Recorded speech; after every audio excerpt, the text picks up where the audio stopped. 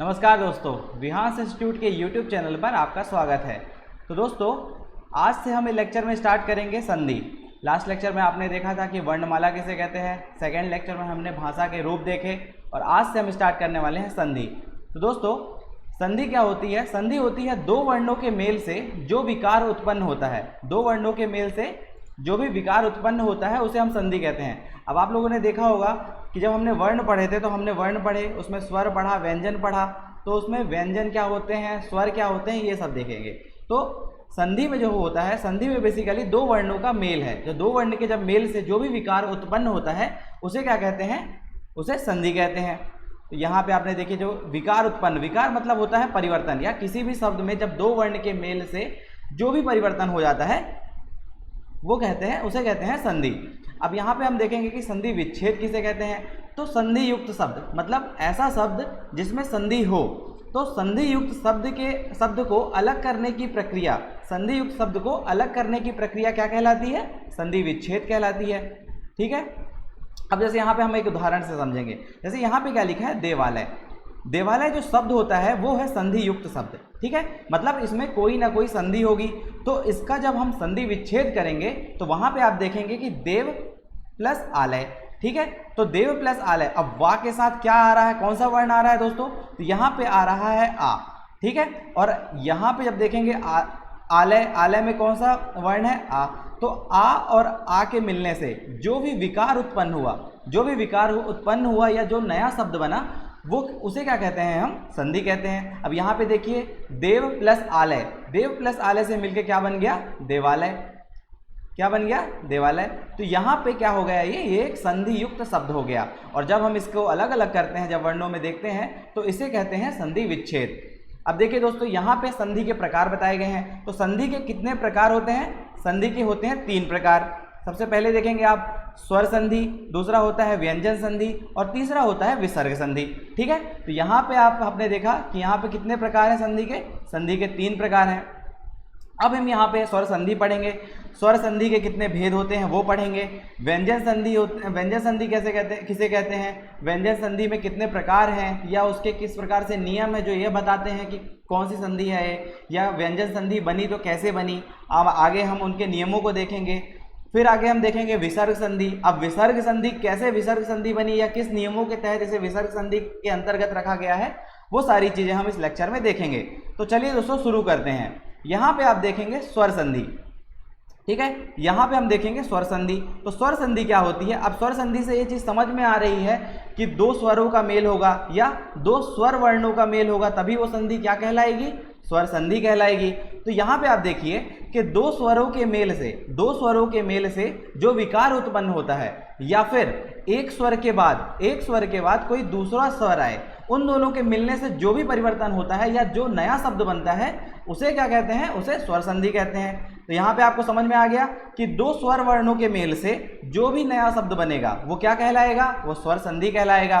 अब आप आगे देखेंगे कि स्वर संधि है, लेकिन स्वर संधि के भी कुछ भेद होते हैं। तो स्वर संधि के यहाँ पे देखिए, स्वर संधि के यहाँ पे कितने भेद है दोस्तों? तो यहाँ पे स्वर संधि के 5 भेद बताए गए हैं।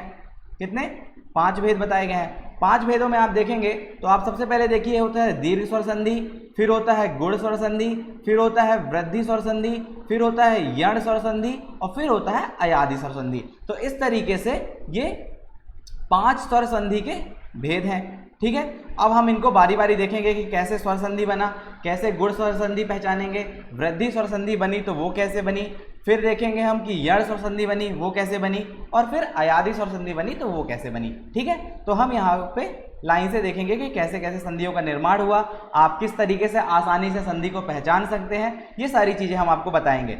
इससे ये सारे चीज़ जब आप 5 भेद पढ़ेंगे तो आप आसानी से बता सकेंगे कि कौन सी संधि है, इसमें किस प्रकार से कौन सी संधि लगी, किस तरीके से संधि का विच्छेद किया जा सकता है, या फिर आपको क्वेश्चन पेपर में कौन सी संधि दी है या किस संधि का कैसे विच्छेद करना है, ये सारी चीज़ें आपको इस लेक्चर में मिलेंगी।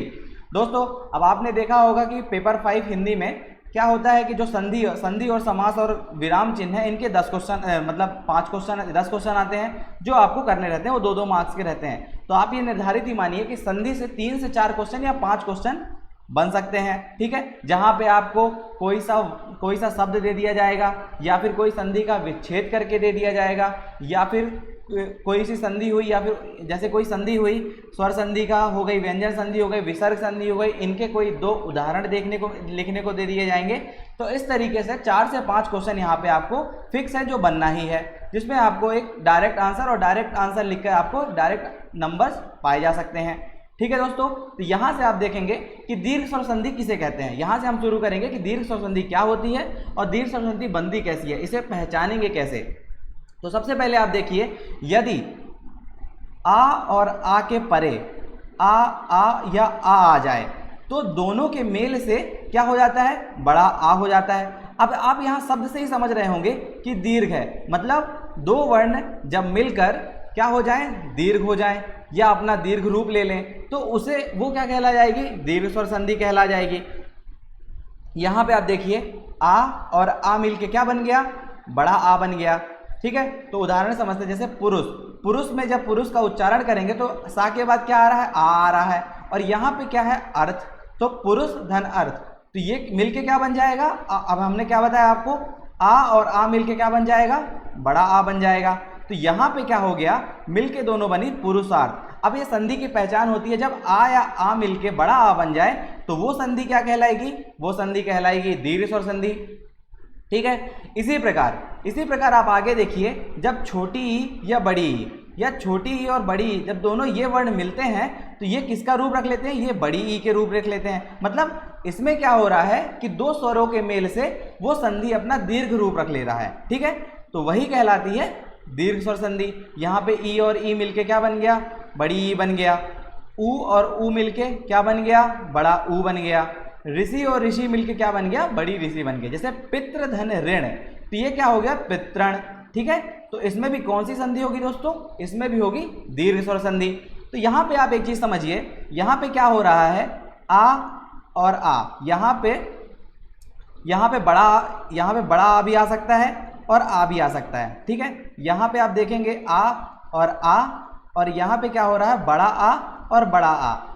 ये जब चारों चीजें मिलेंगी तो इनका जो दीर्घ रूप होगा वो बड़ा आ के ही रूप में होगा। ठीक है, ये हमेशा जो परिवर्तित होगा, जो भी नया शब्द बनेगा वो क्या बनेगा, बड़ा ही रूप लेगा, मतलब बड़ा आ बन जाएगा। सिमिलरली आगे क्या होगा, जब आप यहाँ पे ई और ई, या फिर छोटा ई और छोटा ई, या फिर बड़ी ई या बड़ी ई, या फिर बड़ी ई और ई, ये जब चारों मिलेंगे तो ये भी किसका रूप रख लेंगे, बड़ी ई का। मतलब आप देख रहे हैं यहाँ पे कि सारी चीजें क्या हो रही हैं, दीर्घ रूप ही ले रही हैं। ठीक है दोस्तों, अब आप आगे देखिए, अब आप हम कुछ उदाहरण देख लेते हैं। जैसे क्या हुआ, कपि धन ईस। ठीक है, तो कपि में कौन सा ई है, छोटी ई है, और ईस में कौन सी ई है, बड़ी ई है। तो ये दोनों जब मिलेंगे, ये दोनों वर्ण जब मिलेंगे तो वो क्या बन जाएंगे, वो बन जाएंगे बड़ी ई। ठीक है, तो यहाँ पे क्या बन गया, यहाँ पे कौन सी संधि हो गई, दीर्घ स्वर संधि हो गई, और यहाँ पे क्या हो गया, इसका संधि युक्त शब्द क्या हो गया, कपीस हो गया। ठीक है, सिमिलरली आप आगे देखेंगे, ऊ और ऊ से मिलके जो संधि बनेगी वो हम देखेंगे। तो यहाँ पे ऊ और ऊ जब मिलेगा तो वो क्या बनेगा, बड़ा ऊ का रूप धारण कर लेगा। जैसे यहाँ पे देखिए, भू और ऊर्जा, इन दोनों में क्या है, इन दोनों में दोनों में बड़ा ऊ है, तो ये आगे क्या बन गया, बड़ा ऊ बना दिया। और इसी का संधि युक्त शब्द क्या हो गया दोस्तों, ये हो गया भूर्जा। ठीक है, तो आप यहाँ पे समझ में आया। अब आपको जैसे ऊ से ऊ का भी बता देते हैं, यहाँ पे आगे छोटा ऊ आया या छोटा ऊ, बड़ा ऊ और ऊ और बड़ा ऊ, और या फिर दोनों बड़ा ऊ। ठीक है दोस्तों, तो ये चारों चीज़ों से क्या मिलके बनेगा, इन चारों चीज़ों से मिलके बनेगा बड़ा ऊ। ठीक है, तो आप यहाँ पे समझे, इस स्वर संधि में क्या होता है, जब 2 वर्ण मिलकर अपना दीर्घ रूप धारण कर लें तो वही कहलाती है दीर्घ स्वर संधि। समझ में आया। तो यहाँ पे आप दीर्घ स्वर संधि को पहचान सकते हैं।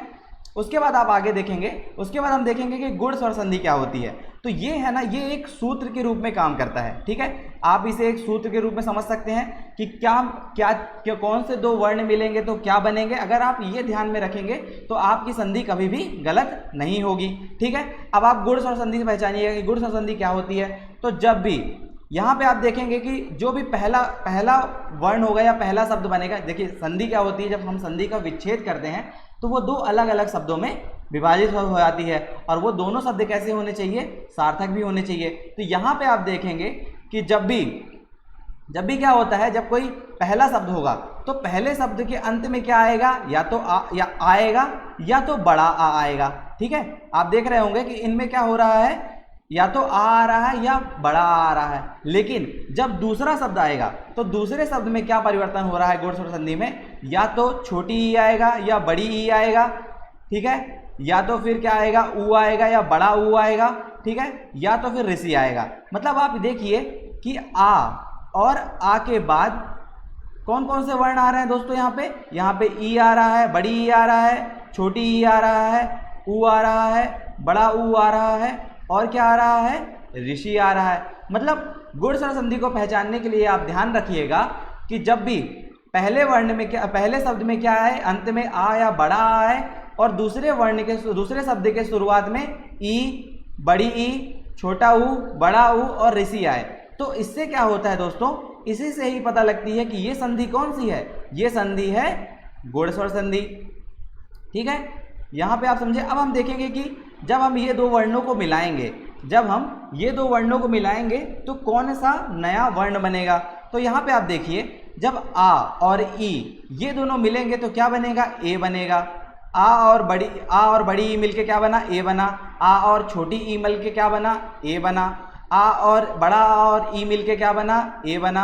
और बड़ा आ और बड़ी ई मिलके क्या बना, ए बना। ठीक है, तो यहाँ पे आप देखेंगे आ और ई, छोटा आ और छोटी ई, बड़ा आ और ई, या बड़ा आ और बड़ी ई, इन दोनों के मेल से जो भी नया नया वर्ण बनेगा वो क्या बनेगा, वो बनेगा ए।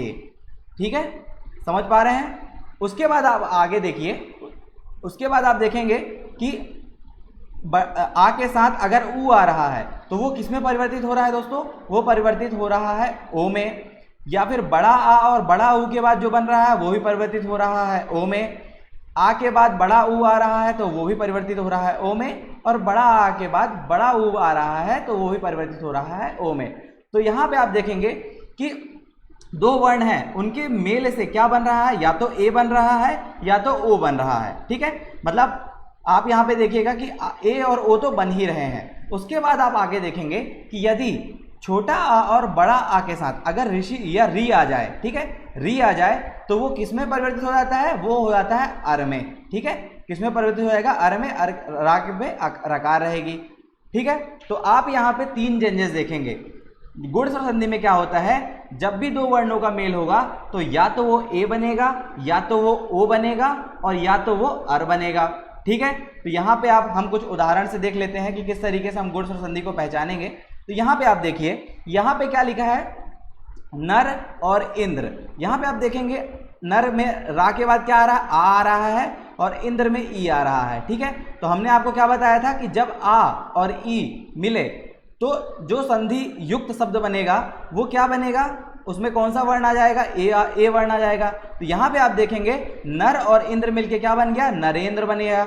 नरेंद्र जब आप उच्चारण करेंगे तो वहाँ पे ए आएगा। ठीक है, तो नरेंद्र। यहाँ पे आ और ई मिलके क्या बन गए, यहाँ पे आ और ई मिलके ए बन गया। ठीक है दोस्तों, अब हम दूसरा उदाहरण देख लीजिए। जैसे यहाँ पे क्या दिया है, नव दिया है और उदय दिया है। तो नव और उदय, तो यहाँ पे आप देखेंगे कि दो वर्ण, कौन कौन से वर्ण आ रहे हैं, आ रहा है और उ आ रहा है। जब हम ये दोनों का मेल करते हैं तो यहाँ पे क्या बन जाता है दोस्तों, यहाँ पे बन जाता है ओ। ठीक है, तो आप यहाँ पे उदाहरण से समझ सकते हैं कि नव प्लस उदय ये मिलके क्या बनाएगा, नवोदय। ठीक है, ओ की ध्वनि आ रही है इसको बोलते वक्त, तो आप देखिए नवोदय, यहाँ पे ओ आ रहा है। तो इस तरीके से जब भी आपको नवोदय का आए तो आप उसको संधि विच्छेद करिए, नव में आ आया और उदय में उ आया। तो अब आप यहाँ पे समझेंगे कि यहाँ पे आ रहा है, यहाँ पे उ आ रहा है, तो इन दोनों में से ये शब्द में कौन सी संधि होगी, तो ये इसमें कौन सी संधि होगी, इसमें गुण स्वर संधि होगी। ठीक है, तो यहाँ से आप ये सूत्र से समझ पा रहे हैं कि किस तरीके से यहाँ पे ये गुण स्वर संधि बन रही है, या आप किस तरीके से इसको पहचान पा रहे हैं। अब आप आगे देखेंगे, यहाँ पे क्या है कि अब ऋषि के साथ देखेंगे। ठीक है, री के साथ कैसा बनेगा, जब भी आ और बड़ा आ के बाद री आए तो हमने क्या बताया था आपको, हमने बताया था यहाँ पे क्या हो जाएगा, ये अर हो जाएगा। तो यहाँ पे आप देखिए सप्त, ता के बाद क्या आ रहा है, आ की ध्वनि आ रही है, और उसके बाद ऋषि में कौन सा है, तो ऋषि में री वर्ण है। तो यहाँ पे दोनों शब्द मिलके क्या बन जाएगा, यहाँ पे दोनों शब्द मिलके क्या बन जाएगा, सप्तऋषि, सप्तऋषि। ठीक है, तो यहाँ पे ये दोनों वर्ण के मिलने से, अब आप यहाँ पे देख रहे होंगे जब सप्तऋषि का उच्चारण करेंगे तो सप्तऋषि मतलब अर आ रहा है ना, तो यहाँ पे एक जब अर का उच्चारण हो तो इससे समझ जाइएगा कि ये कौन सी संधि बनेगी, ये संधि बनेगी अपनी गुण स्वर संधि। ठीक है, अब आप उसके आगे आते हैं। अब यहाँ पे हम स्वर संधि का तीसरा भेद पढ़ेंगे। तीसरा भेद कौन सा है, वृद्धि स्वर संधि। तो वृद्धि स्वर संधि को पहचानने के लिए भी यहाँ पे आपको कुछ सूत्र याद रखने पड़ेंगे कि किन किन वर्णों के मिलने से, किन किन वर्णों के मिलने से क्या बनता है और किस तरीके से वो अपना नया रूप या फिर नया शब्द बनाता है। तो यहाँ पे आप देखेंगे, यहाँ पे आप जैसे देखते हैं कि आ और ए के बाद, आ और ए जब ये दो वर्ण मिलेंगे तो वो क्या बन जाएगा, वो बन जाएगा ए। ठीक है, यहाँ पे आ और ए आया तो वो भी क्या बनेगा, ए। यहाँ पे बड़ा आ और ए आया तो वो भी क्या बनेगा, ए। और यहाँ पे बड़ा आ और ए आया तो वो भी बनेगा आई। ठीक है, तो यहाँ पे समझ में आ गया आपको, ये चीजें हो गई। यहाँ पे आपने देखा कि आ और ए मिलने से क्या बनता है, आई बनता है, और आ और आई मिलने से भी क्या बनता है, आई बनता है। ठीक है, तो ये चीजें, ये चार चीजें याद रखेंगे। उसके बाद आप याद रखेंगे कि उसके बाद हम देख रहे हैं कि यहाँ पे आ, छोटा आ, बड़ा आ और बड़ा मतलब, ठीक है, ये चार चीजें आगे तो रहेंगी। बाद में जब दूसरा शब्द आएगा तो उसमें आगे क्या होना चाहिए, ओ, आओ, ओ और आओ। ठीक है, जब ये चार चीजें होंगी तो वो किस में परिवर्तित होगी, वो आओ में ही परिवर्तित होंगी। समझ गए दोस्तों। तो यहाँ पे आप देखिए कि यहाँ पे कौन कौन से वर्ण हैं जो मिल रहे हैं और उनके मिलने से क्या नया परिवर्तन हो रहा है, वही कहलाती है वृद्धि स्वर संधि। तो यहाँ पे आप देख पा रहे हैं कि यहाँ पे क्या क्या चेंजेस हुए। यहाँ पे आ और ए मिलके ए बन गए और आ और ओ मिलके औ बन गया। ठीक है, अब आप यहाँ पे उदाहरण देखिए। उदाहरण देखेंगे तो यहाँ पे क्या लिखा है, 1 + 1। ठीक है, अब यहाँ पे आप देखेंगे एक के बाद का के बाद क्या आ रहा है, आ की ध्वनि आ रही है, और यहाँ पे क्या है, ए है। तो यहाँ पे आ और ए, अब हमने आपको क्या बताया था कि आ और ए मिलने के बाद क्या बनेगा, ए बनेगा। ठीक है, ए, तो वो क्या हो जाएगा, 1 + 1 क्या हो जाएगा, एक एक। ठीक है, यहाँ पे देव + ऐश्वर्य, यहाँ पे आ रहा है, यहाँ पे ए आ रहा है, तो ये क्या बन जाएगा, देवैश्वर्य। यहाँ पे क्या है, जल है और ओज है, तो ये क्या हो जाएगा, जलौज। यहाँ पे आ की ध्वनि आ रही है और यहाँ पे ओ की ध्वनि आ रही है, तो ये दोनों मिलके क्या बनाएगी दोस्तों, ये दोनों मिलके औ बनाएगी। ठीक है, तो यहाँ पे क्या हो गया, ये जलौज हो गया। ठीक, अब आप आगे देखेंगे, यहाँ पे क्या लिखा है, वन के बाद आ की ध्वनि आ रही है, और यहाँ पे है औषधि मतलब औ आ रहा है, तो ये भी दोस्तों मिलके क्या बनेगा, ये भी मिलके बनेगा औ। तो ये दोनों मिलके क्या बन गए, औषधि, वन औषधि। ठीक है, वन औषधि। तो यहाँ पे भी आप देख पा रहे हैं कि औ की ध्वनि आ रही है। तो ठीक है दोस्तों, आप यहाँ पे देखिए कि वृद्धि स्वर संधि को हम कैसे पहचानेंगे, या तो पहला वर्ण आ या बड़ा आ हो, और दूसरा वर्ण क्या हो, ए हो या ए हो या ओ हो या औ हो। तो इनके परिवर्तन से ही क्या बनेगा, या तो ए बनेगा या तो औ बनेगा। ठीक है, तो यहाँ पे आप वृद्धि स्वर संधि को बहुत ही आसानी से पहचान सकते हैं और इनका संधि विच्छेद भी कर सकते हैं। जब आप किसी शब्द को बार बार पढ़ेंगे तो दो शब्द अपने आप ही अलग होंगे, और इसी की सहायता से आप क्या कर सकते हैं, इसी की सहायता से आप संधि का विच्छेद कर सकते हैं।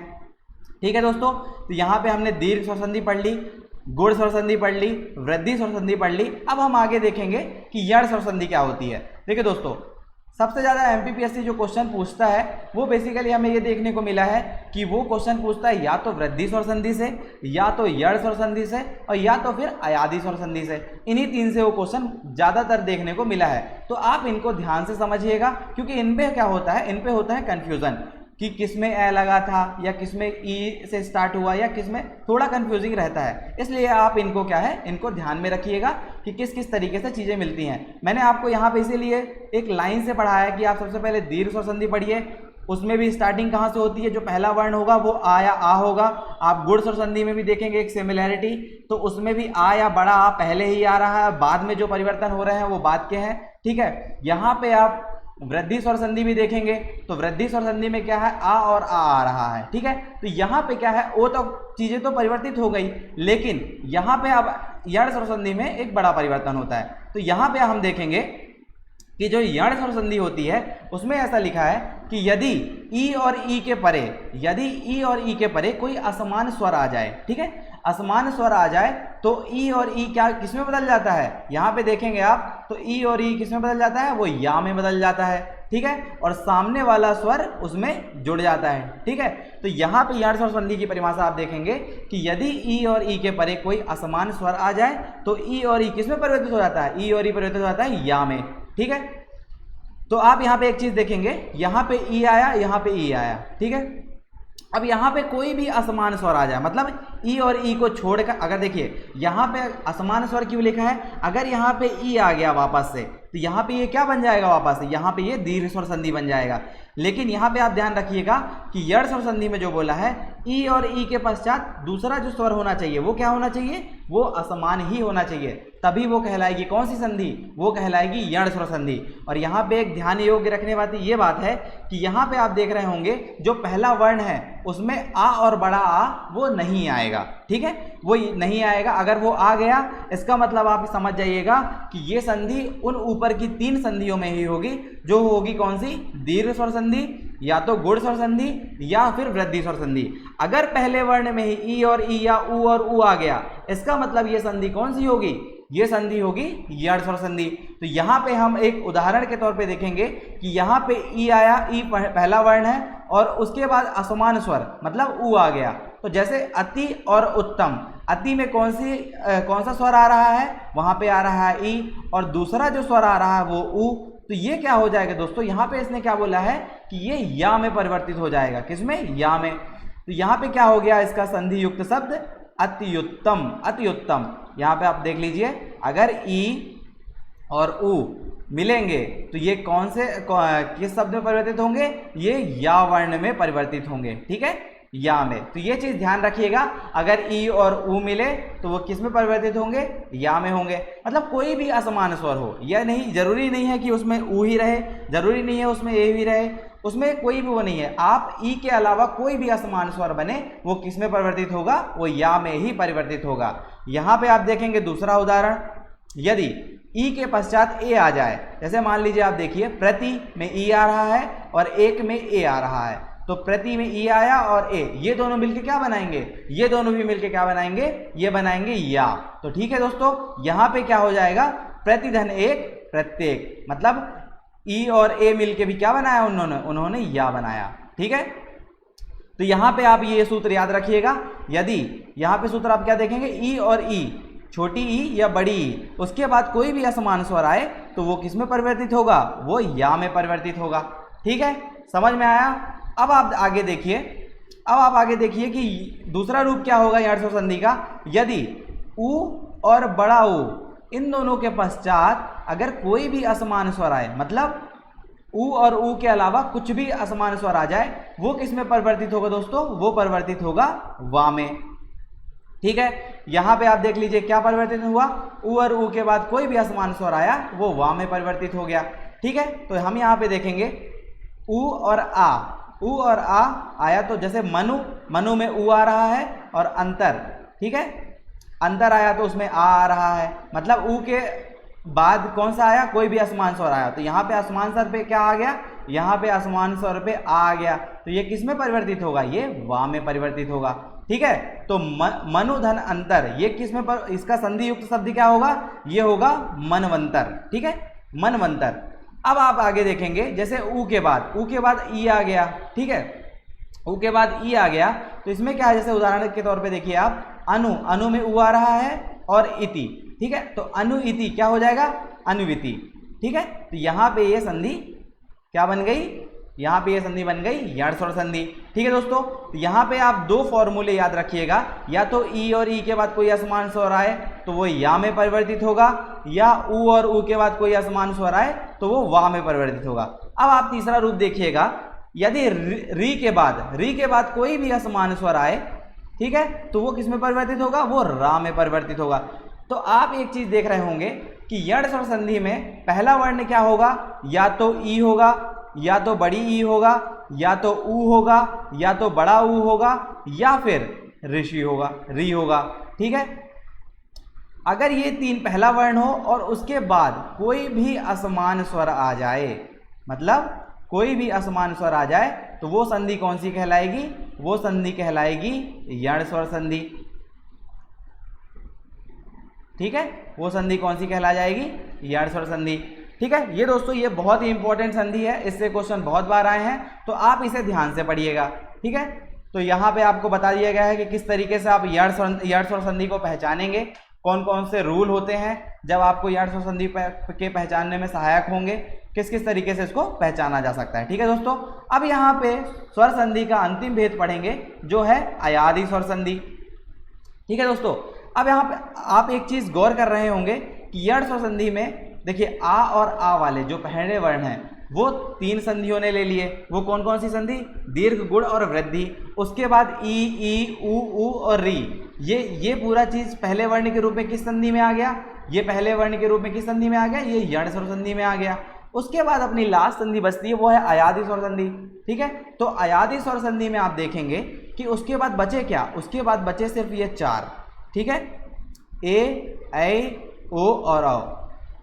चार ही क्यों बचे दोस्तों, क्योंकि हमने आपको पढ़ाया था स्वर कितने भेद होते हैं, स्वर के 11 भेद होते हैं। यहाँ पे आप लोगों को स्वर के भेद रिमाइंड करा देता हूँ। आ, बड़ा आ, ई, बड़ी ई, ऊ, बड़ा ऊ, ए, ऐ, ओ और आओ। ठीक है, तो ये देखिए ये चीज किस में हो गई, ये तीन पहले वर्ण के रूप में शुरू की तीन संधियों में हो गई। ये किस में हो गई, ये किस में हो गई, ये यहाँ तक ये यण स्वर संधि में हो गई। और ए, ऐ, ओ, औ ये किस संधि में आ गया, ये आ गया अयादि स्वर संधि में, मतलब पहले वर्ण के रूप में। अब आप यहाँ पे देखेंगे कि अब बचे क्या क्या है अयादि स्वर संधि में, ए बचा है, ऐ बचा है, ओ बचा है, औ बचा है। तो पहले वर्ण में अगर ये चार स्वर रहे, कौन कौन से, ए, ऐ, ओ, औ, इसके बाद कोई भी असमान स्वर आए, कोई भी असमान स्वर आए इनके अलावा, ठीक है, तो वो ए और असमान स्वर कोई भी आए तो वो ऐ में बदल जाता है, ऐ और असमान स्वर आए तो वो आय में बदल जाता है, ओ और असमान स्वर आए तो वो औ में बदल जाता है, और औ और असमान स्वर आए तो वो आओ में बदल जाता है। ठीक है दोस्तों, तो यहाँ पे आप चार चीजें ये याद रखने वाली बातें हैं कि जब भी ऐसे कोई दो वर्ण मिले जहाँ पे पहला वर्ण जो हो वो ए, ऐ, ओ, औ हो और बाद में कोई भी असमान स्वर हो, तो वो किस में बदलेगा, ए के साथ मिलेगा तो ऐ में बदलेगा, ऐ के साथ मिलेगा तो आय में बदलेगा, और ओ के साथ मिलेगा तो आओ में बदलेगा। ठीक, अव में बदलेगा, और औ के साथ मिलेगा तो वो किस में बदलेगा, वो आओ में बदलेगा। ठीक है, तो ये आप याद रखिएगा, ये भी बहुत इंपॉर्टेंट संधि है, आप इसको याद रखिएगा, परीक्षा में इससे कुछ क्वेश्चन पूछे जाते हैं। ठीक है, अब हम यहाँ पे उदाहरण देखेंगे, जैसे हो गया भवन। ठीक है, तो भवन क्या है, एक संधि युक्त शब्द है। अब अगर आप इसका संधि विच्छेद करेंगे, जब आप इसका उच्चारण कर रहे हैं तो इसमें क्या आ रहा है, भवन। ठीक है, तो यहाँ पे क्या आ रहा है, यहाँ पे क्या आ रहा है, अब आ रहा है। तो आप जब इसका संधि विच्छेद करिएगा तो यहाँ पे क्या बनेगा, भो धन अन। ठीक है, भो में क्या आ रहा है, ओ आ रहा है, और यहाँ पे असमान स्वर आ रहा है आ, तो ये किस में परिवर्तित होगा, ये परिवर्तित होगा अव में। तो यहाँ पे क्या हो गया, ये भवन हो गया। ऐसे आप और उदाहरण देख लीजिए, जैसे ने धन अन, ये नयन में परिवर्तित हो गया। विधय धन अक, तो ये विधायक, इसमें क्या आ रहा है, आय। ठीक है, विधायक। जैसे नय धन अक हो गया, ये क्या हो गया, नायक। तो इस तरीके से वृद्धि अयादि स्वर संधि को समझा जा सकता है, और आप किसी भी संधि या किसी भी संधि युक्त शब्द का आप उसमें संधि पता लगा सकते हैं, तो किस तरीके से उसमें कौन सी संधि होगी। ठीक है दोस्तों, तो यहाँ पे आपको ये स्वर संधि के पांचों भेद बता दिए गए कि किस किस तरीके से आप संधि को पहचान सकते हैं, उसमें कौन कौन से सूत्र लगेंगे, कौन कौन से वर्ण मिलकर कौन सा नया शब्द बना रहे हैं, या फिर उसमें कौन सा परिवर्तन हो रहा है, किस तरीके से यण स्वर संधि में ऊ और आ मिलके वा बना रहे हैं, या फिर ई और ई मिलके या बना रहे हैं। तो इस तरीके से आप अगर इन सब चीज़ों को याद रखेंगे या इन सब चीज़ों को हमेशा अपने दिमाग में रखेंगे, तो आपकी संधि कभी भी गलत नहीं होगी। इससे आपके सारे संधि के सवाल सही हो जाएंगे, और आपकी जो स्वर संधि है उसमें गलत होने की गुंजाइश नहीं रहेगी। ठीक है दोस्तों, तो यहाँ पे हमने स्वर संधि पढ़ ली, स्वर संधि के पांचों भेद पढ़ लिए। अब हम आगे देखेंगे कि संधि का दूसरा भेद क्या बताया था आपने। संधि का दूसरा भेद बताया था व्यंजन संधि।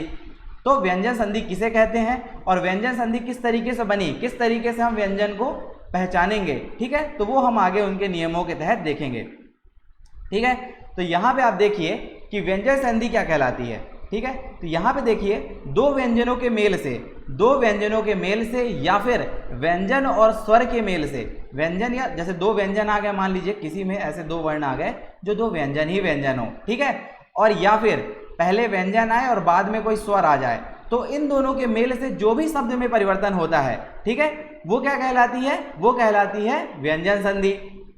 जैसे आप देखेंगे यहाँ पे लिखा है उदाहरण पे जगत प्लस नाथ, ठीक है, तो ये क्या हो गया, जगन्नाथ। ठीक है, अब हम आपको बताएंगे कि ये जो ता है वो कैसे अंगा में कैसे परिवर्तित हुआ, ठीक है, या फिर जगन्नाथ, ठीक है, ना में कैसे परिवर्तित हुआ वो देखेंगे। यहाँ पे आपको नियम के तहत बताया जाएगा कि किस तरीके से कौन कौन सी व्यंजन संधि को पहचाना जा सकता है, या फिर उसको जब संधि युक्त शब्द बनाएंगे तो उस संधि युक्त शब्द में किन किन वर्णों के मिलने से या किन किन वर्ण के आ जाने से वो व्यंजन संधि बनती है, ये सारी चीज़ आपको इसमें बताएंगे। अब आपको मैंने पहले लेक्चर में ही बताया था, पहले लेक्चर में दोस्तों मैंने क्या बताया था कि जब भी अपन व्यंजन को बोलते हैं तो वो स्वर की सहायता से ही बोला जाता है। जैसे आप बोलेंगे ता या फिर का, ठीक है, तो इसमें एक ध्वनि आएगी जो कि स्वर की रहेगी, वो बिना आ के सहायता से नहीं बोली जा सकती है। लेकिन आप एक चीज़ ध्यान रखिएगा, जब भी हम व्यंजन को लिखते हैं तो व्यंजन को रकार के बिना नहीं लिखा जा सकता। मतलब जब आप रकार लगा देते हैं इसमें तो इसका अर्थ ये हो जाता है कि ये क्या है, ये एक व्यंजन है, मतलब इसमें रकार लगा हुआ है, इसमें किसी भी प्रकार का कोई भी स्वर नहीं है। तो लिखते समय व्यंजन में रकार लगाना आवश्यक होता है, जहां पे हमें ये पता चलता है कि ये जो वर्ण है ये स्वर रहित है। ठीक है, अब आप आगे देखिएगा कि आगे हम देखेंगे कि व्यंजन संधि के नियम क्या क्या हैं। ठीक है, किस तरीके से व्यंजन बनता है या किस तरीके से आप उस व्यंजन संधि को जब दो वर्णों का मेल करेंगे तो किस तरीके से आप उसको व्यंजन संधि के रूप में बना सकते हैं, या कैसा वर्ण बनेगा, कौन सा नया शब्द बनेगा जो व्याकरण के सौंदर्य में मतलब शामिल होगा, तो वो आप देखिए। अब यहाँ पे आप देखिए नियम 1 देखते हैं हम, आप पहला नियम देखते हैं व्यंजन संधि का। तो उसमें क्या लिखा है दोस्तों कि यदि किसी वर्ग के पहले वर्ण, आप देखे होंगे कि मैंने आपको क्या बताया था कि वर्ग बताया था, जिसमें आपको बताया था स्पर्श व्यंजन। ठीक है, तो स्पर्श व्यंजन में का वर्ग, चा वर्ग, टा वर्ग, ता वर्ग और पा वर्ग, ऐसे 25 स्पर्श व्यंजन बताए थे, याद है आपको। तो यहाँ पे जब 25 स्पर्श व्यंजन है तो इसमें क्या बोला है कि यदि किसी वर्ग के पहले वर्ण, अब पहले वर्ण क्या हुआ, या तो का होगा या चा होगा या टा होगा या फिर ता होगा या फिर पा होगा। ठीक है, तो ये क्या यहाँ पे देखिए दोस्तों, किसी भी वर्ग के पहले वर्ण के बाद अनुनासिक व्यंजनों को छोड़कर, ठीक है, अनुनासिक व्यंजन कौन कौन से होते हैं दोस्तों, जैसे अंगा, इया, ड़ा, ना और मा। अनुनासिक व्यंजन मतलब जिनमें नाक और मुख दोनों का प्रयोग होता है, उन्हीं व्यंजनों को क्या कहा जाता है दोस्तों, उन्हीं व्यंजनों को कहा जाता है अनुनासिक व्यंजन। तो उनको छोड़कर, ठीक है, उनको छोड़कर कोई भी घोष वर्ण, अब देखिए अब यहाँ पे घोष वर्ण क्या होते हैं दोस्तों, यहाँ पे घोष वर्ण वे वर्ण होते हैं जिनके उच्चारण में जब हम मुख के रूप में बोलते हैं तो जिनके उच्चारण में हमको क्या हो, कंपन उत्पन्न हो।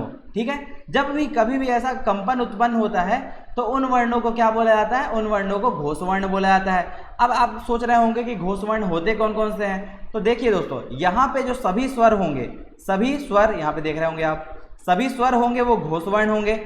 और जैसे का वर्ग, खा वर्ग, गा वर्ग, जो भी वर्ग है उनका तीसरा वर्ण, चौथा वर्ण और पांचवा वर्ण, ठीक है, ये भी क्या होंगे, घोष वर्ण के ही अंतर्गत आएंगे। जैसे आपको मैं यहाँ पे बता देता हूँ, जैसे आपने पढ़ा का, खा, गा, घा, अंगा। देखिए जब मैं का और खा का उच्चारण कर रहा हूँ तो इसमें मेरे मुख से कंपन की ध्वनि नहीं आ रही है, लेकिन जब मैं गा, घा, अंगा बोलूँगा तो इसमें क्या है, कंपन उत्पन्न हो रहा है। ठीक है, तो घोष वर्ण में क्या आएंगे, सभी स्वर आएंगे, किसी भी वर्ग का 3, 4 और 5 ये वर्ण आएंगे।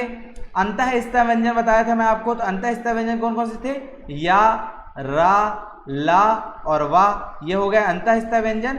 और एक होता है हा, ठीक है दोस्तों, तो ये जो सारे वर्ण होंगे ये किसके आएंगे, ये घोष वर्ण के अंतर्गत आएंगे। ठीक है, तो क्या बोला है इसमें, किसी वर्ग के पहले वर्ण का, चा, टा, ता, पा के बाद अनुनासिक व्यंजनों को छोड़कर कोई भी घोष वर्ण आए तो पहले वाला वर्ण अपने ही वर्ग के तीसरे वर्ण में परिवर्तित हो जाता है। मतलब दोस्तों यहां पे मैं क्या कहना चाह रहा हूं कि यहां पे जैसा जो वर्ग होगा, जैसे मान लो का वर्ग का कोई से शब्द आया, वो अपने वर्ग के तीसरे वर्ण में, तीसरे वर्ण कौन सा, जैसे का वर्ग का तीसरा वर्ण कौन सा होगा, वो होगा का, खा और गा। ठीक है, तो जो का होगा वो किस में परिवर्तित हो जाएगा दोस्तों, वो गा में परिवर्तित हो जाएगा।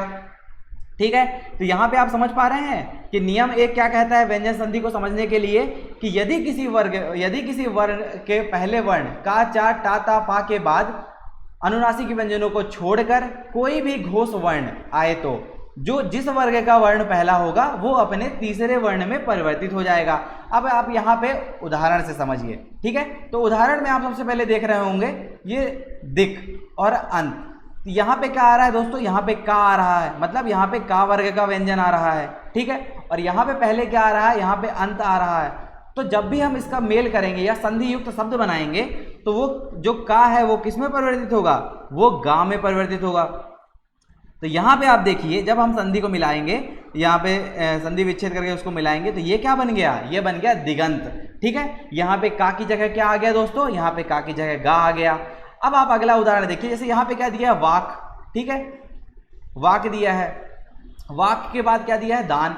तो वाक और दान ये दो शब्द है, ये दो शब्द को जब हम मिलाएंगे तो यहाँ पे क्या बनेगा, यहाँ पे बनेगा वागदान। मतलब का फिर से किस में परिवर्तित हो गया, वो गा में परिवर्तित हो गया। तो इस तरीके से नियम एक में ये, इसमें कौन सी संधि होगी, व्यंजन संधि होगी। और जब जिसमें भी ऐसा ये नियम लागू हो, ठीक है, तो वो नियम क्या कहलाएगा, मतलब उस नियम के अंतर्गत कौन सी संधि आएगी, वो आ जाएगी व्यंजन संधि। अब आप तीसरा उदाहरण भी देख लीजिए कि सत और गुण। ठीक है, इसमें ता आ रहा है। अब ता का तीसरा शब्द क्या होगा या तीसरा वर्ण क्या होगा, ता, था और दा, ता, था और दा। ठीक है, तो ये दा आ गया। तो ये जो ता है वो किसमें परिवर्तित हो जाएगा, वो दा में। तो यहाँ पे आप देख रहे होंगे ये किसमें परिवर्तित हो गया, ये दा में परिवर्तित हो गया। ठीक है, तो सद और गुण ये दो शब्द मिलके क्या बनाए, ये बनाए सदगुण। मतलब जो ता हो गया वो दा में परिवर्तित हो गया। ठीक है दोस्तों, नियम एक समझ में आ गया आपको। अब हम यहाँ पे देखेंगे कि नियम दो क्या कहता है। दोस्तों नियम दो ये कहता है कि यदि का, चा, टा, ता, पा, ठीक है, ये क्या है, ये है अपने स्पर्श व्यंजन के पहले वर्ण। इनके बाद यदि ना और मा आए, ना और मा दोनों में से कोई भी वर्ण आए तो ये क्या होते हैं, ये वर्ण अपने वर्ग के पांचवें अक्षर में बदल जाते हैं। ठीक है, समझ में आ रहा है कि का वर्ग, चा वर्ग जो भी वर्ग होंगे, जैसे का वर्ग आया, ठीक है, अगर का के बाद ना या मा आ जाए तो जो होगा वो अपने वर्ग के पांचवें अक्षर, इसका पांचवा अक्षर क्या होगा, इसका पांचवा अक्षर अंगा होगा। ठीक है, समझ में आया। तो यहां पे क्या हो गया, अगर ना या मा आ जाए, नियम दो ये कहता है कि का, चा, ता और पा के बाद यदि ना और मा आ जाए तो वो किस में परिवर्तित होगा, वो परिवर्तित होगा अंगा में। तो आप यहाँ पे देख रहे होंगे कि चित और मैं, यहाँ पे ता के साथ क्या आ रहा है दोस्तों, मा आ गया। तो ता जो वो परिवर्तित होगा वो ना में परिवर्तित हो जाएगा। तो यहाँ पे आप देखिए ये किस में परिवर्तित हो गया, ये चिन्मय, मतलब ना में परिवर्तित हो गया। तो चित और मैं मिलके क्या बना दिए, उनने बना दिया चिन्मय। मतलब जो ता है, ता वर्ग है, वो अपने पांचवें अक्षर के पांचवें वर्ण के रूप में बदल गया। ठीक है, तो यहाँ पे चिन्मय हो गया। जैसे आप अगला देखेंगे वाक धनमय। अब यहाँ पे का वर्ण आ रहा है, यहाँ पे माँ आ गया है, मतलब नियम दो लागू हो गया है। और जब दो नियम लागू हो जाता है तो वो क्या कहता है कि का, चा, टा, ता, पा के बाद वो अपने ही वर्ग के पांचवें वर्ण के रूप में बदल जाएंगे। तो यहाँ पे जो का है वो किस में परिवर्तित होगा, वो अंगा में परिवर्तित होगा। तो वाक धनमय ये क्या बदल जाएगा, ये हो जाएगा वांग में। ठीक है, ऐसे ही जगन्नाथ, ठीक है, जगत धननाथ, तो ये हो जाएगा जगन्नाथ। ठीक है दोस्तों, तो यहाँ पे आपका नियम दो समझ में आ गया आपको। अब हम आगे चलेंगे नियम 3 की तरफ। नियम 3 में ये कहा जा रहा है दोस्तों कि माँ के बाद का से भा तक के व्यंजनों में से कोई भी एक व्यंजन आ जाए। पहला वर्ण क्या हो दोस्तों, या तो माँ हो और उसके पश्चात जो दूसरा वर्ण हो वो का से लेके भा तक कोई सा भी व्यंजन आ जाए वो व्यंजन क्या होता है, अपने ही वर्ग के पंचम अक्षर के रूप में बदल जाता है। तो यहाँ पे आप समझिए कि यहाँ पे माँ के बाद क्या आ गया, का से भा तक कोई सा भी व्यंजन आया तो वो अपने वर्ग के पंचम अक्षर के रूप में बदल जाएगा। ठीक है, लेकिन यहाँ पे का से लेके भा तक वो आएगा, वो उस वर्ग में परिवर्तित होगा। जैसे आपको मैं बता देता हूँ यहाँ पे, जैसे यहाँ पे आया अलम या किम, इन दोनों में माँ है। ठीक है, लेकिन यहाँ पे जो नियम 3 के तहत जो परिवर्तन हो रहा है वो इस वाले वर्ण के तहत हो रहा है। ठीक है, ऊपर जो हमने 2 नियम देखे थे, ऊपर हमने जो 2 नियम देखे वो ये वाले वर्ण से परिवर्तित हो रहे थे, लेकिन नियम 3 में कुछ चीज़ें बदल जाती हैं। नियम 3 में ये कहा जाता है कि का से भा तक जो भी वर्ग का व्यंजन आएगा वो अपने ही वर्ग के 5वें अक्षर के रूप में बदल जाएगा दोस्तों। तो यहाँ पे आप देखिए अलम लिखा है और किम है, इसमें माँ आ रहा है। ठीक है, उसके बाद क्या आ रहा है, काम या चित। अब यहाँ पे का है जो का वर्ग का है, यहाँ पे चा है वो चा वर्ग का है। तो ये क्या होंगे, इनका 5वां अक्षर होगा, का 5वां अक्षर होगा वो अंगा होगा। ठीक है, और जो चा का अंतिम वर्ग होगा वो क्या होगा, वो इया होगा। ठीक है, तो यहाँ पे आप जब देखेंगे, यहाँ पे जब आप संधि मिलाएंगे, ठीक है, यहाँ पे जो संधि युक्त शब्द बनाएंगे वो क्या बनेगा, अलम धनकार, वो बन जाएगा अलंकार, अंगा आ गया। ठीक है, और यहाँ पे किम धन चित, तो यहाँ पे क्या हो जाएगा, किंचित, मतलब इसमें भी इया आ रहा है। तो ये भी किस में परिवर्तित हो गया दोस्तों, ये परिवर्तित हो गया इया में, मतलब चा वर्ग के 5वें अक्षर के रूप में ये भी परिवर्तित हो गया। तो इस तरीके से नियम 3 में इस तरीके से व्यंजन संधि बनती है। ठीक है, यहाँ पे दोस्तों नियम 3 के पश्चात हम देखेंगे कि सुविधा के लिए पंचम अक्षर जो है उसकी जगह अनुनासिक का प्रयोग होने लगता है। ठीक है, जैसे यहाँ पे आप देख रहे हैं कि अलंकार तो है। ठीक है, अलंकार जो है वो अंगा जो है इसमें, इसकी जगह हम क्या उपयोग कर रहे हैं, इसकी जगह हम उपयोग कर रहे हैं अनुनासिक का। ठीक है, तो यहाँ पे कई जगह अनुनासिक का प्रयोग होने लगता है। ठीक है, तो यहाँ पे आप देख सकते हैं या तो ये रहेगा या फिर ये रहेगा, इस तरीके के जो चिन्ह लगते हैं वो अनुनासिक कहलाते हैं। अब उसके बाद आप देखते हैं कि यहाँ माँ के बाद अंतःस्थ में क्या होते हैं दोस्तों, या, रा, ला और वा। ठीक है, और उस व्यंजन शा, शा, सा और हा आते हैं तो वो किस में परिवर्तित हो जाते हैं, वो अनुस्वार में परिवर्तित हो जाते हैं। ठीक है, जैसे आप देखेंगे कि सम प्लस यम। ठीक है, तो यहाँ पे माँ आ रहा है, माँ के पश्चात क्या बोल रहे हैं कि माँ के पश्चात या, रा, ला, वाय या फिर शा, सा, सा और हाय, तो ये किस में परिवर्तित होंगे, ये अनुस्वार में परिवर्तित हो जाते हैं। अनुस्वार में लगती है दोस्तों ऐसे शिरोरेखा रेखा के ऊपर एक बिंदी, तो ये किस में परिवर्तित हो जाएगा, सम धन यम, ये हो जाएगा संयम में। ठीक है, तो इसका संधियुक्त शब्द क्या बनेगा, संयम। अब इसमें लिखा है दोस्तों कि माँ के बाद माँ आने पर कोई भी परिवर्तन नहीं होता है। ठीक है, तो जैसे सम धन मान, तो ये किस में परिवर्तित हो जाएगा, ये हो जाएगा सम्मान। ठीक है, तो इसमें क्या है कि कोई भी परिवर्तन नहीं हुआ है। अब हम आगे देखेंगे नियम 4 में। ठीक है, तो दोस्तों नियम 4 क्या कहता है कि ना के पूर्ण यहाँ पे क्या है, ई, या, ऋषि, सा और रा। ठीक है, तो यहाँ पे क्या लिखा है, ना के पूर्व क्या हो, या तो ई हो, या तो या हो, या री हो, या सा हो, या रा अगर आते हैं तो ना किस में परिवर्तित हो जाता है, ना परिवर्तित हो जाता है रा में। ठीक है,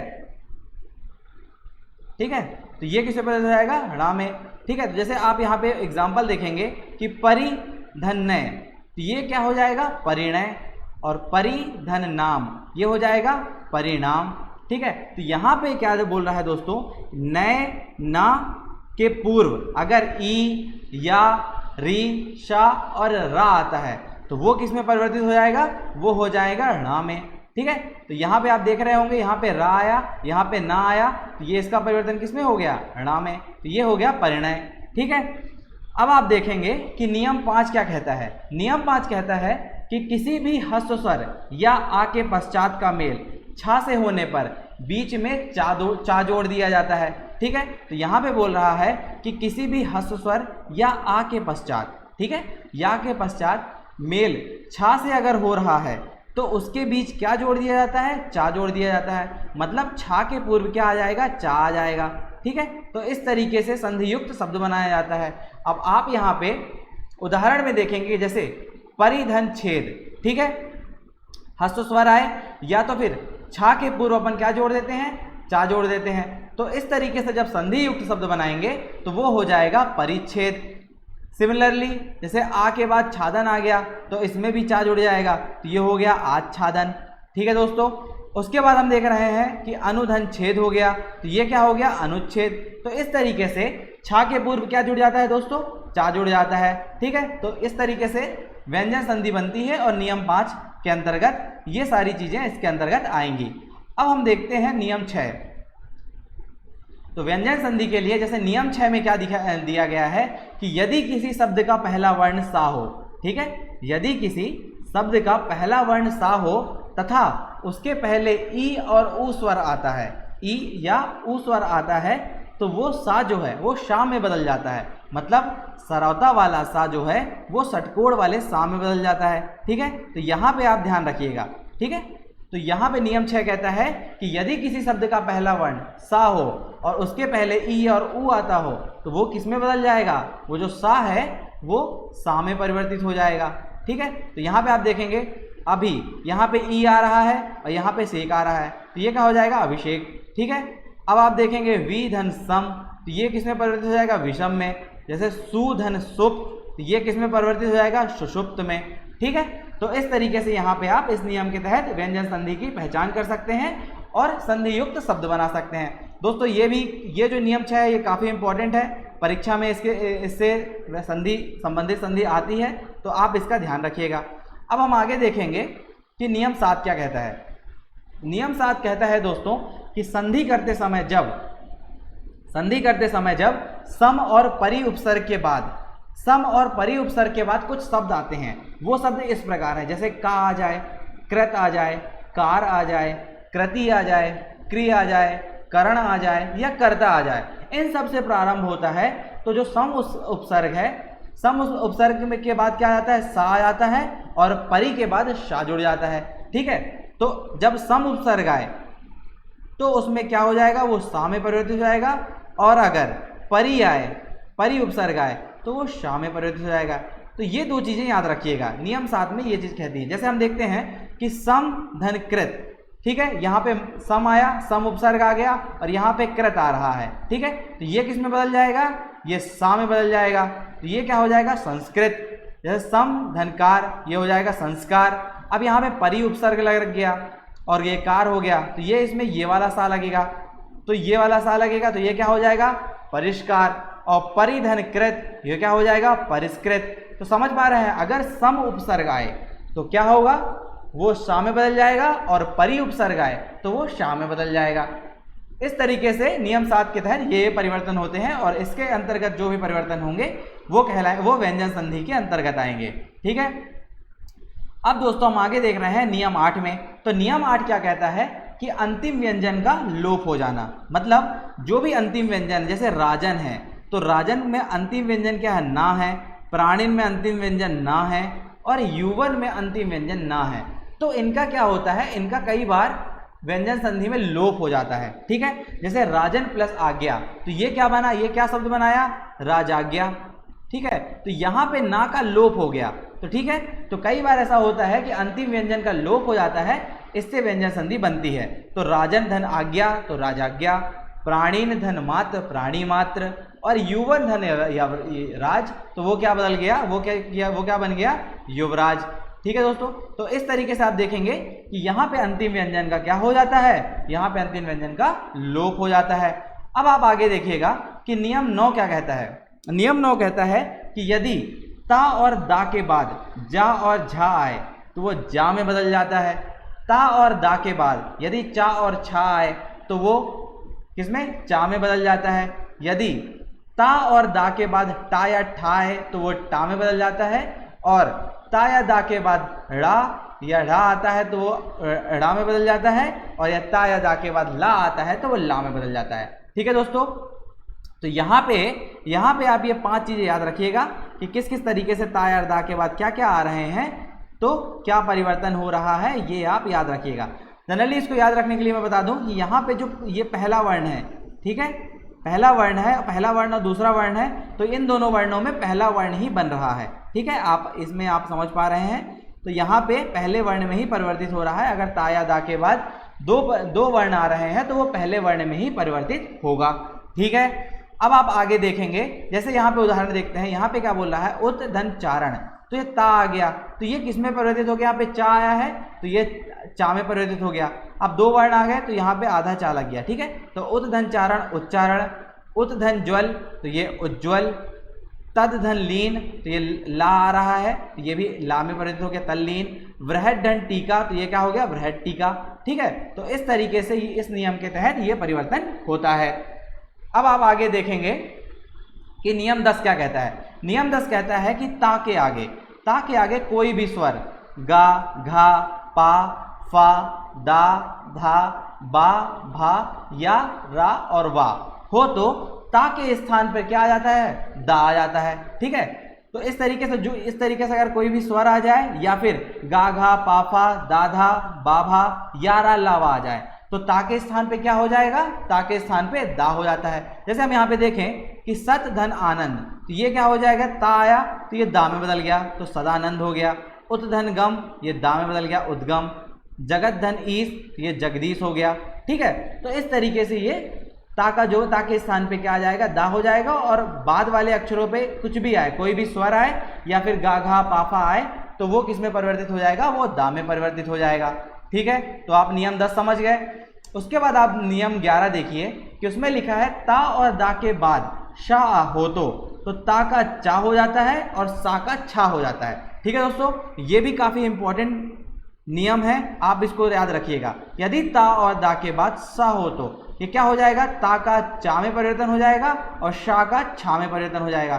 ठीक है, जैसे उत धन श्वास, अब ता तो आ गया, अब यहाँ पे क्या आ गया, शा आ गया, तो ये क्या हो जाएगा दोस्तों, ये किस में बदलेगा, ये सा जो है वो छा में बदलेगा तो उच्छ्वास हो गया।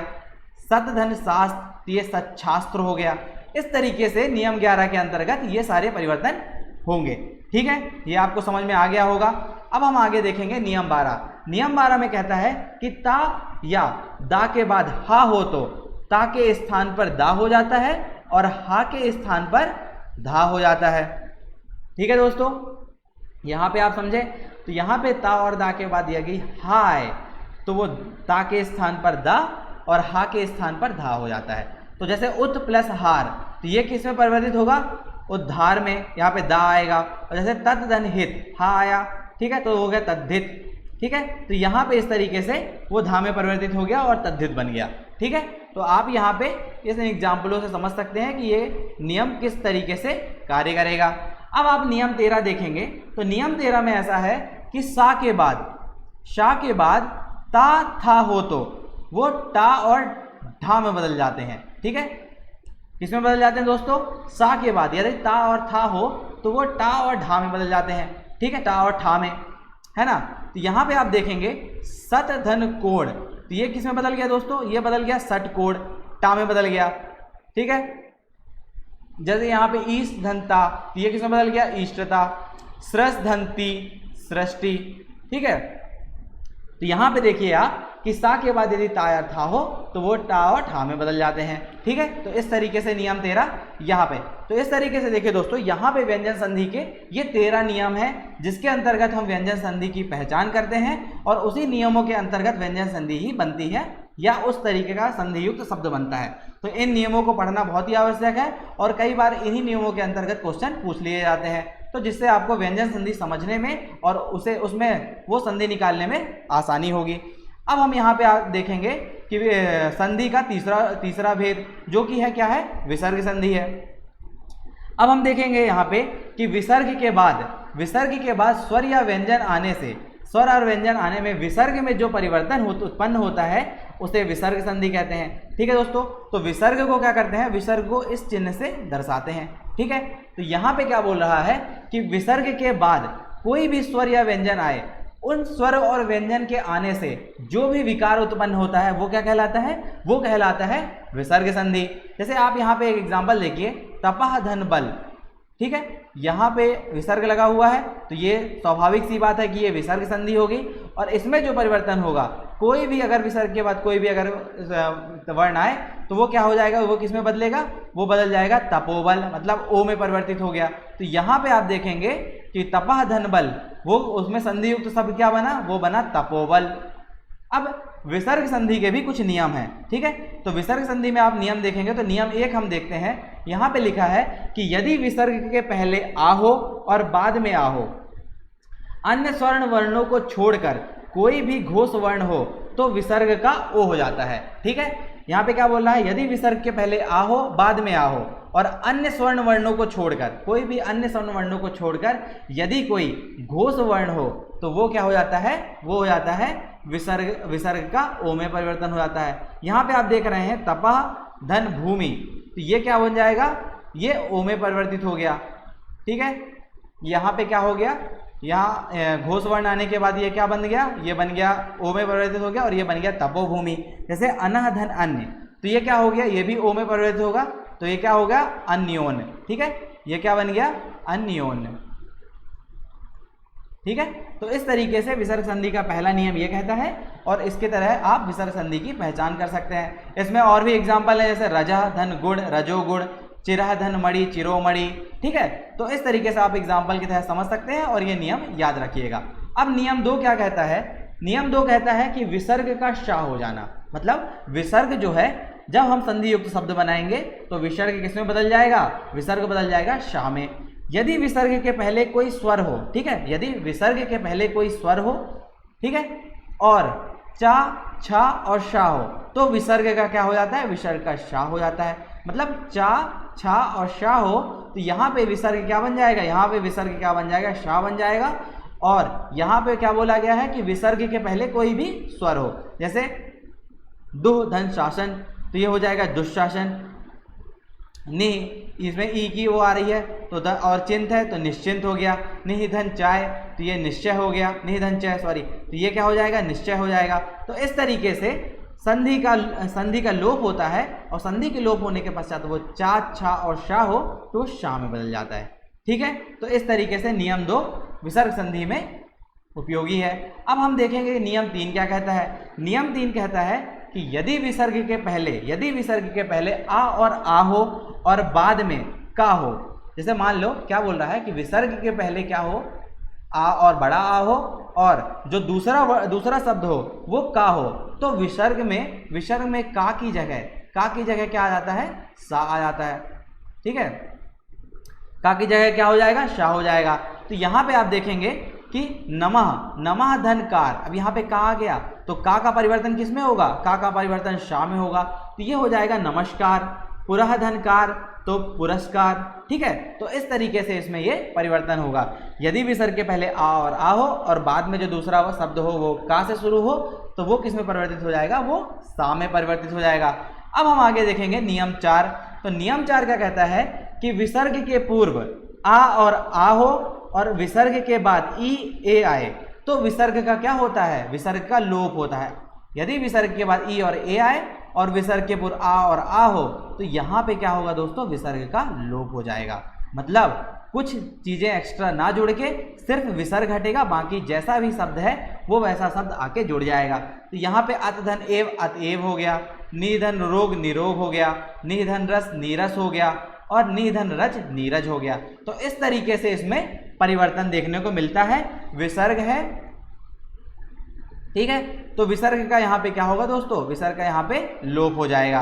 अब हम आगे देखेंगे कि नियम 5 क्या कहता है। नियम 5 कहता है कि आ मतलब इसमें विसर्ग लगा हो और आ हो, ठीक है, और उसके बाद जो दूसरा शब्द हो वो का खा शा और फा हो तो इसमें क्या होता है, इसमें कोई भी परिवर्तन नहीं होता है, ठीक है। मतलब विसर्ग भी रहेगा, यहाँ पे विसर्ग का लोप भी नहीं होगा, विसर्ग का लोप जो होगा वो नहीं होगा, ठीक है। और जो दूसरा शब्द है उसमें भी कोई परिवर्तन ना होते हुए विसर्ग लगकर साथ में वो जो शब्द बनेगा वो संधि युक्त शब्द कहलाएगा।